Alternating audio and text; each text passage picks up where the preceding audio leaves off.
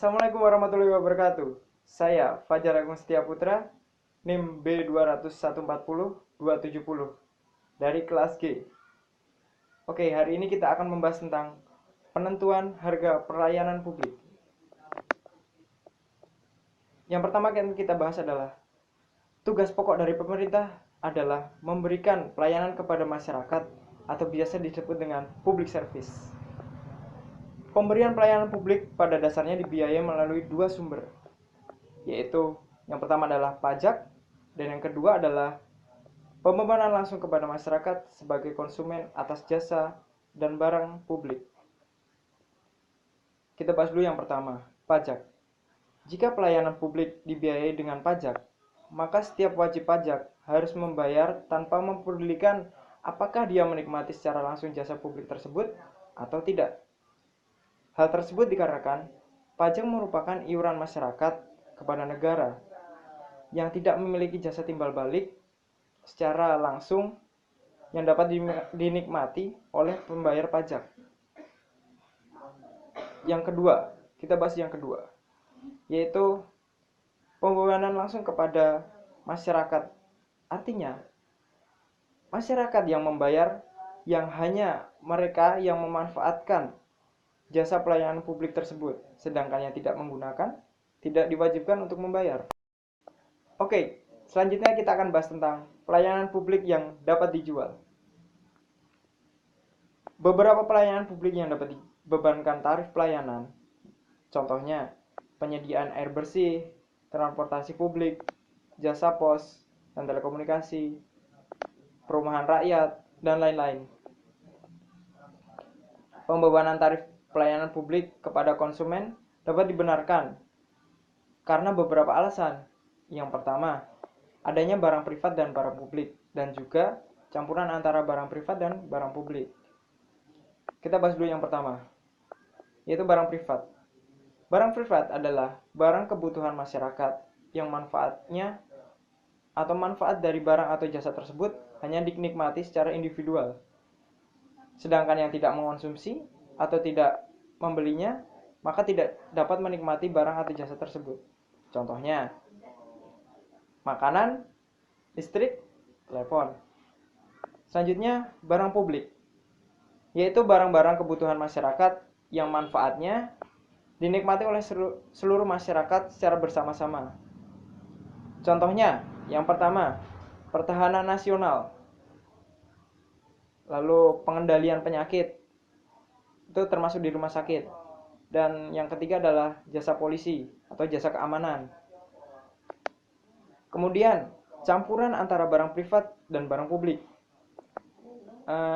Di Indonesia ini terdapat beberapa barang dan jasa yang merupakan campuran antara barang privat dan barang publik. Karena meskipun dikonsumsi secara individual, seringkali masyarakat secara umum membutuhkan barang atau jasa tersebut. Contohnya, pendidikan, pelayanan kesehatan, transportasi publik, dan air bersih.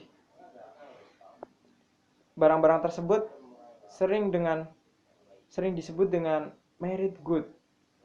Apa itu merit good? Karena semua orang membutuhkannya, akan tetapi tidak semua juga bisa mendapatkan barang atau jasa tersebut. Karena untuk memenuhi barang atau jasa tersebut, pemerintah dapat menyediakan secara langsung, memberikan subsidi, atau mengontrakkan ke pihak swasta. Sebagai contoh, kita ambil pendidikan saja. Meskipun pemerintah bertanggung jawab untuk menyediakan pendidikan, namun bukan berarti barang tersebut yang harus dibiayai oleh semuanya dengan pajak dan dilaksanakan sendiri oleh pemerintah. Dapat saja sektor swasta terlibat dalam penyediaan pelayanan pendidikan tersebut. Pada tataran praktek, terdapat kesulitan membedakan barang publik dan barang privat.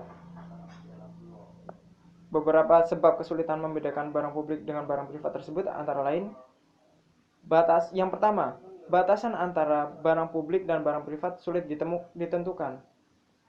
Dan yang kedua adalah terdapat barang dan jasa yang merupakan barang atau jasa publik, tapi dalam penggunaannya tidak dapat dihindari keterlibatan beberapa elemen pembebanan langsung.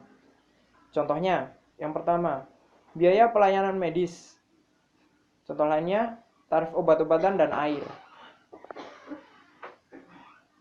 Terdapat kecenderungan untuk membebankan tarif pelayanan daripada pembebanan pajak, karena pembebanan tarif lebih mudah mengumpulkannya. Jika digunakan pajak, maka akan terdapat kesulitan dalam menentukan besar pajak yang pantas dan cukup.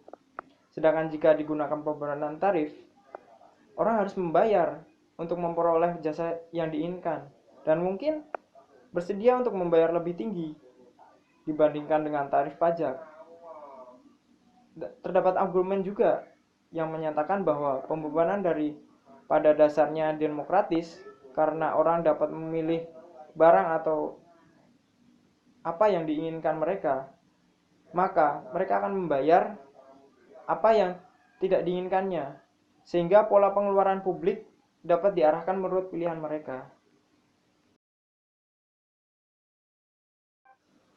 Selanjutnya kita akan membahas tentang prinsip keuntungan. Ketika pelayanan tidak dinikmati oleh semua orang, pembebanan langsung kepada masyarakat yang menerima jasa tersebut dianggap wajar. Bila didasarkan prinsip bahwa yang tidak menikmati manfaat tidak perlu membayar. Jika pembebanan hanya dikenakan kepada masyarakat atau mereka yang diuntungkan kepada pelayanan tersebut, pemerintah tidak boleh melakukan maksimalisasi keuntungan. Bahkan lebih baik menetapkan harga di bawah full price, subsidi, bahkan tidak dipungut biaya apapun. Fee adalah biaya atas perizinan atau lisensi yang diberikan pemerintah. Nah, di sini biaya perizinan atau lisensi relatif kecil, umumnya berupa biaya administrasi dan pengawasan yang didasarkan pada kategori perizinan yang dilakukan dan ada tidaknya keuntungan yang diperoleh. Selanjutnya kita akan membahas tentang argumen terhadap tarif pembebanan pelayanan. Di sini terdapat dua argumen, yaitu argumen yang mendukung dan argumen yang tidak mendukung. Kita bahas dulu yang pertama, argumen yang mendukung. Dalam praktiknya, pembebanan langsung biasanya ditentukan karena alasan-alasan, yaitu yang pertama, karena tersebut adalah suatu jasa, baik merupakan barang publik maupun barang privat, mungkin tidak dapat diberikan kepada setiap orang, sehingga tidak adil bila biayanya dibebankan kepada semua masyarakat melalui pajak, sementara mereka yang tidak menikmati jasa tersebut.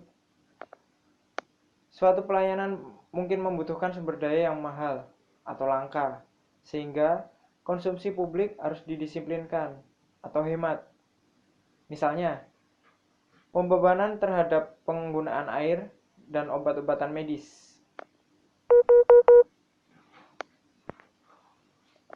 Mungkin suatu jasa digunakan untuk operasi komersial yang menguntungkan dan untuk memenuhi kebutuhan domestik secara individual maupun industrial.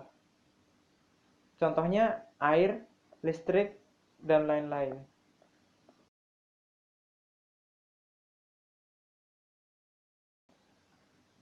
Selanjutnya kita akan diskusikan tentang yang miskin tidak mampu untuk membayar.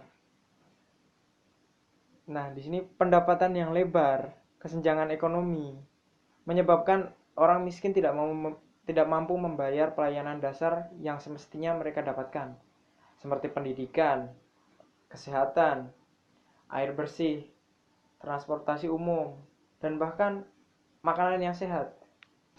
Namun yang menjadi masalah adalah, dapatkah kita membuat daftar kebutuhan dasar secara objektif? Yang penting bagi seseorang belum tentu penting bagi orang lain, sehingga skala prioritas dan pilihan individu berbeda-beda.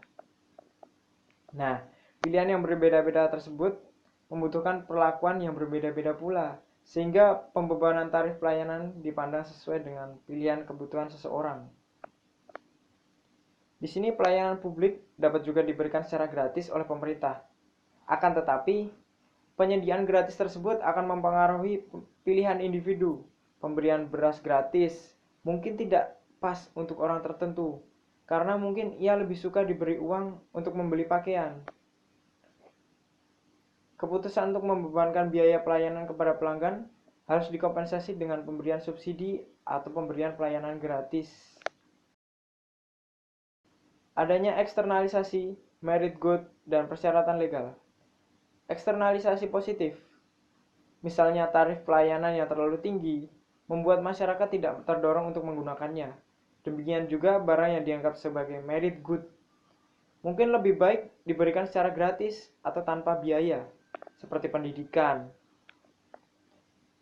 Selain itu, terdapat juga peraturan perundang-undangan yang mensyaratkan pemerintah untuk menyediakan pelayanan tertentu seperti pendidikan dasar 9 tahun, sehingga kebutuhan barang tersebut biasanya dianggap bebas dari beban masyarakat atau tidak perlu ditarik tarif pelayanan tertentu. Terdapat cara alternatif untuk alokasi sumber daya selain dengan pembebanan harga pelayanan, misalnya melalui pembagian kupon atau voucher.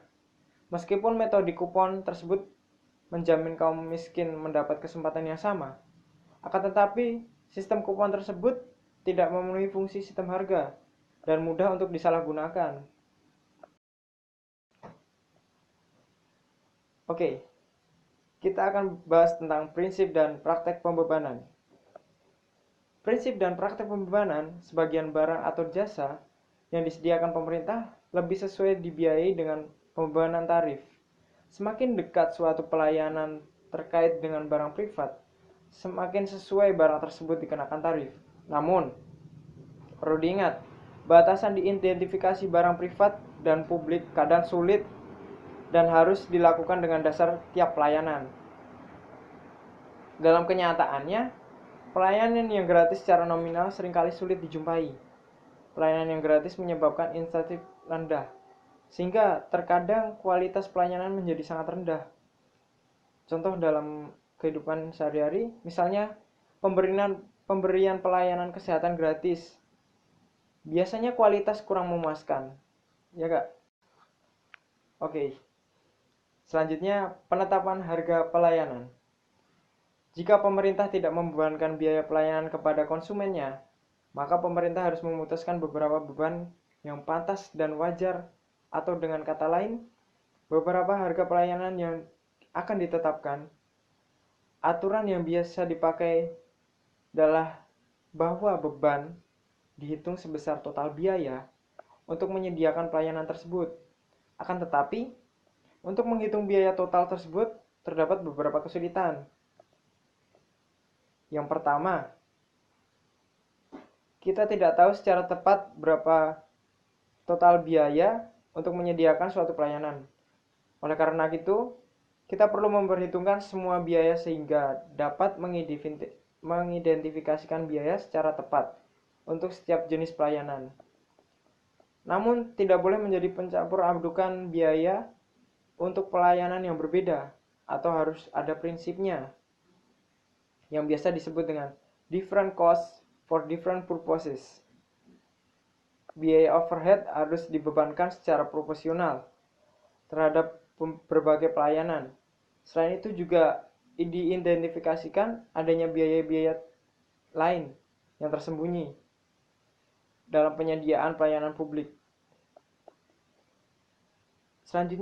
Kesulitan selanjutnya sangat sulit mengukur jumlah yang dikonsumsi, karena jumlah biaya yang melayani satu orang dengan orang lain berbeda-beda. Maka diperlukan pembebanan tarif pelayanan. Sebagai contoh, diperlukan biaya tambahan untuk pengumpulan sampah dari lokasi rumah yang sulit dijangkau atau memiliki jarak yang jauh. Jika hal ini dilakukan, maka akan terlihat tidak adil meskipun untuk hal tertentu. Misalnya, bus kota, jarak jauh maupun dekat tarifnya sama. Namun yang jelas, pada prinsipnya, pembebanan harus merefleksikan biaya total atau full cost untuk menyediakan pelayanan tersebut. Kesulitan yang ketiga adalah pembebanan tidak memperhitungkan kemampuan masyarakat untuk membayar. Jika orang miskin tidak mampu membayar suatu pelayanan yang sebenarnya vital, maka mereka harus disubsidi. Mungkin perlu dibuat diskriminasi harga dan diskriminasi produk untuk menghindari subsidi. Kesulitan yang keempat, biaya apa saja yang harus diperhitungkan? Apakah hanya biaya operasi langsung atau perlu juga diperhitungkan biaya modal? Aturan umumnya adalah bahwa kita harus memasukkan bukan saja biaya operasi dan pemeliharaan, akan tetapi juga biaya penggantian yang sudah usang dan biaya penambahan kapasitas. Prinsip-prinsip itu dapat disebut juga dengan marginal cost pricing. Penetapan harga pelayanan publik dengan menggunakan marginal cost pricing setidaknya harus memperhitungkan yang pertama adalah operasi biaya yang bersifat variabel. Yang selanjutnya semi variabel, dan yang ketiga biaya penggantian atas aset modal. Yang keempat, biaya penambahan aset modal yang digunakan untuk memenuhi tambahan permintaan. Akan tetapi, marginal cost pricing tidak memperhitungkan pure historic capital cost atau pure overhead cost yang tidak terkait sama sekali dengan penggunaan jasa. Contohnya, kita cari dengan kasus klasik saja. Dari historic cost adalah seperti jembatan penyeberangan. Marginal cost pricing menganjurkan tidak adanya biaya yang ditarik atas penyeberangan karena marginal cost yang ada adalah nol. Memungut biaya penyeberangan sehingga menimbulkan kapasitas mengatur atas jembatan tersebut. Ini akan mengurangi total economic benefit. Dan sebaliknya, marginal cost untuk menyediakan rumah tidak sama dengan nol. Karena sejak ditempati kapasitas rumah yang sudah digunakan, sehingga marginal cost-nya sama dengan biaya yang menyediakan rumah pengganti dan biaya pemeliharaan. Contohnya penyediaan air, marginal cost lainnya.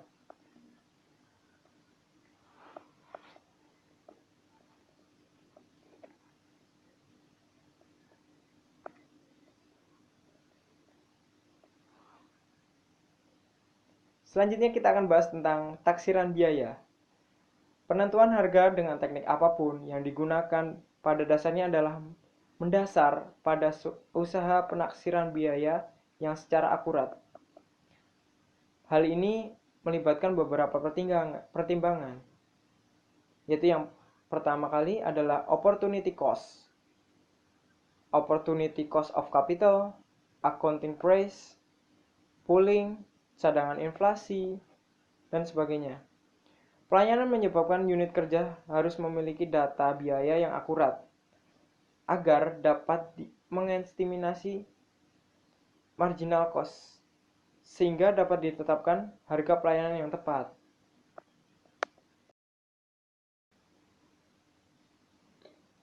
Oke, yang terakhir saya akan bacakan kesimpulan dari materi kita hari ini, yaitu penyediaan pelayanan publik dapat dibiayai melalui dua sumber, yaitu dari pajak dan dari pembebanan langsung kepada masyarakat sebagai konsumen atas jasa atau barang yang diberikan. Pembebanan tarif dilakukan karena alasan efisiensi ekonomi untuk memperoleh keuntungan dalam arena adanya barang privat dan barang publik yang perlu diatur penggunaannya secara proporsional dan memenuhi asas keadilan. Pembebanan pelayanan publik merupakan salah satu sumber penerimaan bagi pemerintah selain pajak. Penjualan aset milik pemerintah seperti hutang dan laba BUMN atau BUMD. Masalah utamanya dalam pembebanan pelayanan publik adalah menentukan beberapa harga yang harus dibebankan. Aturan yang biasa dipakai adalah beban dihitung sebesar total biaya untuk menyediakan pelayanan tersebut.